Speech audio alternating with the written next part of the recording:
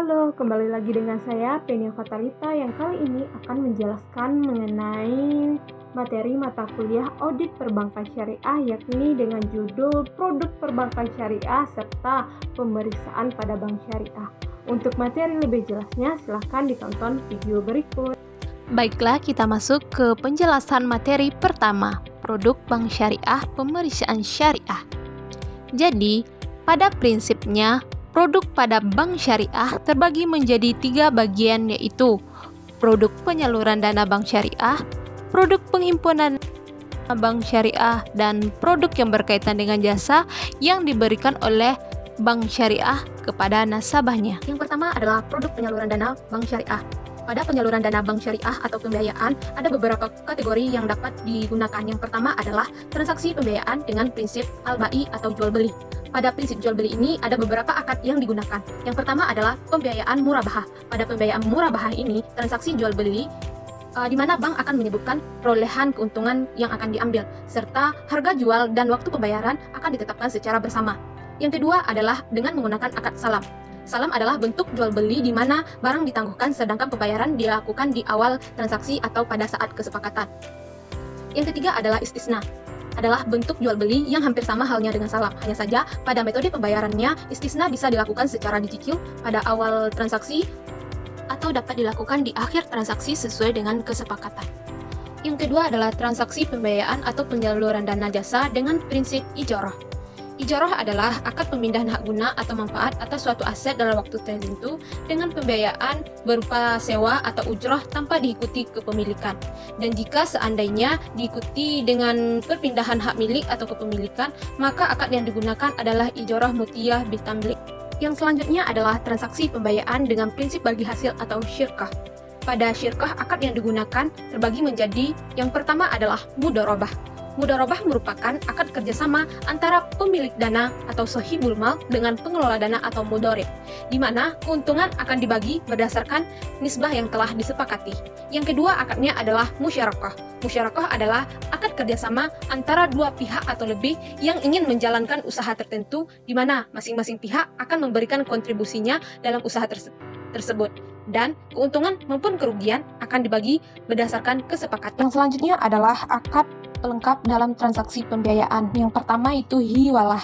Hiwalah adalah akad yang digunakan dalam transaksi alih hutang piutang. Yang kedua adalah rahan, merupakan akad yang memberikan jaminan atas pembayaran atau gadai. Yang ketiga adalah qard, adalah akad yang digunakan dalam transaksi pinjaman uang untuk jangka tertentu. Yang keempat adalah wakalah atau perwakilan, di mana akad ini digunakan oleh nasabah yang memberikan kuasanya terhadap bank untuk melakukan pekerjaan jasa tertentu seperti inkaso atau transfer. Yang selanjutnya adalah kafalah. Kafalah atau garansi bank merupakan akad yang memberikan jaminan atas pembayaran atau suatu kewajiban. Yang kedua adalah produk penghimpunan dana. Pada produk penghimpunan dana bank syariah, maka dapat beberapa bentuk, seperti giro, tabungan, dan deposito. Dalam prinsip operasionalnya, maka bank syariah dapat menggunakan prinsip wadiah dan mudharabah. Yang pertama, produk penghimpunan dana dengan prinsip wadiah. Wadiah atau titipan pada produk bank syariah terbagi menjadi dua. Yang pertama adalah wadiah yadomanah. Wadiah yadomanah adalah dana yang telah dihimpun oleh bank boleh dimanfaatkan dengan syarat bahwa dana akan dikembalikan pada saat nasabah membutuhkan. Yang kedua, wadiah al-amanah, di mana dana yang telah dihimpun oleh bank tidak boleh dimanfaatkan dalam operasionalnya. Selanjutnya, produk penghimpunan dana syariah dengan prinsip mudharabah. Pada penghimpunan dana syariah, mudharabah terbagi menjadi 3. Yang pertama adalah mudharabah mutlaqah, di mana bank tidak diberi batasan oleh nasabah dalam menggunakan dana yang telah dihimpunnya. Yang kedua adalah mudharabah muqayyadah on balance sheet, di mana dana yang telah dihimpun oleh bank dapat digunakan hanya untuk syarat-syarat yang telah ditentukan. Yang ketiga adalah mudharabah muqayyadah off balance sheet, di mana bank hanya bertindak sebagai perantara yang mempertemukan antara pemilik dana dengan pelaksana usaha dengan syarat-syarat yang telah ditentukan sebelumnya. Yang selanjutnya adalah penghimpunan dana dengan akad pelengkap. Akad pelengkap yang biasanya digunakan dalam penghimpunan dana pada bank syariah adalah wakalah atau perwakilan, di mana nasabah dapat memberikan wewenang terhadap bank untuk melakukan atau melaksanakan pekerjaan jasa tertentu seperti inkaso dan transfer uang. Pada akad ini bank tidak bertujuan untuk mencari keuntungan, tetapi bank dapat meminta biaya-biaya administrasi yang timbul akibat transaksi tersebut. Yang selanjutnya adalah produk jasa pada perbankan syariah.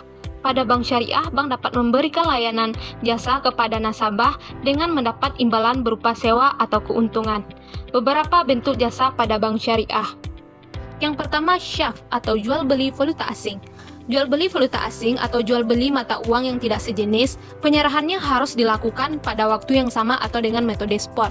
Bank juga dapat mengambil keuntungan dari jual beli valuta asing tersebut. Yang kedua adalah ijarah atau sewa. Adalah bentuk penyewaan seperti sewa kotak simpanan atau safe deposit box dan tata laksana administrasi dokumen atau kustodian, di mana bank juga dapat mendapat imbalan sewa berupa ujrah dari jasa tersebut. Selanjutnya adalah pemeriksaan bank syariah. Menurut Harahap tahun 2002 halaman 218, pemeriksaan syariah adalah pemeriksaan atas kesesuaian atau kepatuhan suatu lembaga keuangan dalam seluruh aktivitasnya dengan syariah Islam. Pemeriksaan ini termasuk pada kontrak perjanjian, produk, transaksi, memorandum, dan akta perjanjian asosiasi, laporan keuangan, laporan lainnya, khususnya laporan internal, auditor, dan bank sentral, surat internal, dan lain sebagainya. Sedangkan untuk alur pemeriksaan bank syariah diatur dalam Undang-Undang RI Nomor 21 Tahun 2008 tentang Perbankan Syariah. Materi selanjutnya adalah prinsip, prosedur, dan persyaratan pemeriksaan bank syariah. Yang pertama adalah prinsip. Prinsip syariah lebih terang dijelaskan pada pasal 1 butir 13 Undang-Undang Nomor 20 Tahun 2008 yang merupakan landasan dalam prinsip bank syariah, yang merupakan aturan perjanjian berdasarkan hukum Islam antara bank dengan pihak lainnya untuk menyimpan atau melakukan pembiayaan kegiatan usaha atau kegiatan lainnya yang dinyatakan sesuai dengan syariah, antara lain seperti pembiayaan berdasarkan prinsip bagi hasil atau mudharabah, pembiayaan dengan berdasarkan penyertaan modal atau musyarakah, serta dengan menggunakan prinsip jual beli dengan memperoleh keuntungan atau murabahah, atau melalui prinsip sewa, ijarah atau ijarah wa aktikna. Yang selanjutnya adalah prosedur. Prosedur sebagai tindakan atau kegiatan yang harus dilaksanakan, maka Bank Indonesia berlandasan atas Surat Edaran Bank Indonesia Nomor 15/22/DPBS tanggal 21 Juni 2013 perihal pedoman pelaksanaan tugas dan tanggung jawab Dewan Pengawas Syariah, Pembiayaan Rakyat Syariah, DPBS, dan BPRS.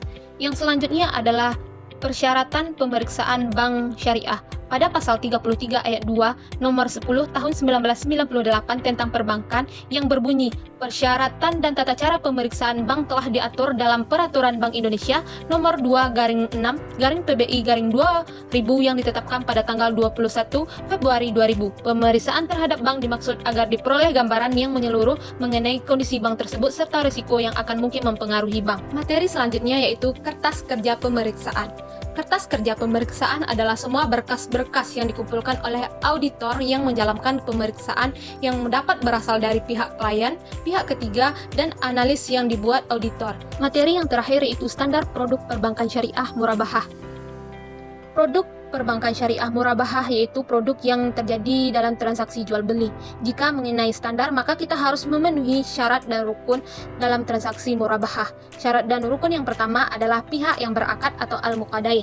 Yang pertama yaitu harus ada penjual yaitu bank, pembeli yaitu nasabah, pemasok yaitu supplier. Yang kedua adalah objek yang diakadkan atau mahalul akad, yang terdiri dari bahwa objek yang diakadkan berupa benda yang jelas serta berwujud dan memiliki harga. Yang ketiga adalah tujuan akad atau maudul akad. Yang keempat adalah akad, sigat al-akad, yaitu adanya serah atau ijab dan terima atau kabul. Selain itu, para pihak yang terkandung dalam akad harus memiliki kecakapan hukum, serta barang yang diakadkan harus terhindar dari bebas dari unsur-unsur yang terlarang dalam syariah seperti unsur mansyur, gharar, dan riba. Selanjutnya adalah sigat al-akad yang merupakan ijab dan kabul. Syarat-syaratnya juga harus dipenuhi seperti yang pertama, tujuannya harus terkandung dalam pernyataan yang jelas dan mudah dipahami. Yang kedua, adanya kesesuaian antara ijab dan kabul. Yang ketiga, ijab dan kabul menunjukkan kehendak para pihak yang pasti tanpa paksaan dari pihak manapun. Baik, sekian presentasi kita kali ini. Semoga bermanfaat. See you next time.